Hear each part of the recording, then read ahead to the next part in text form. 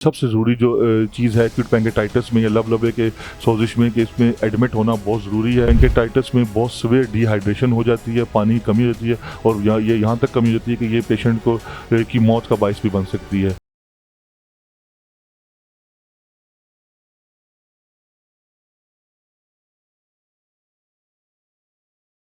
अस्सलाम वालेकुम, मेरा नाम डॉक्टर तौसीफ़ है।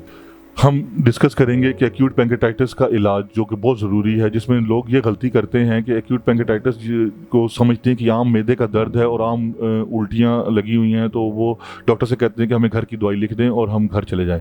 जबकि इसमें ये बहुत ज़रूरी सबसे ज़रूरी जो चीज़ है एक्यूट पैंक्रेटाइटिस में या लबलबे के सोजिश में कि इसमें एडमिट होना बहुत ज़रूरी है।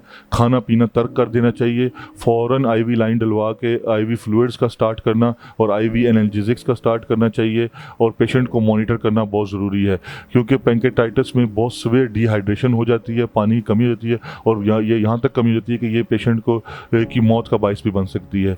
इसलिए पेशेंट्स को ये हिदायत है कि अगर उनको लबलबे की वजह से पेट दर्द और उल्टियाँ और दिल ख़राब हो रहा हो, तो वो जो हैं घर जाने की बजाय दाखिल हों और अपना इलाज हॉस्पिटल में करवाएं। शुक्रिया।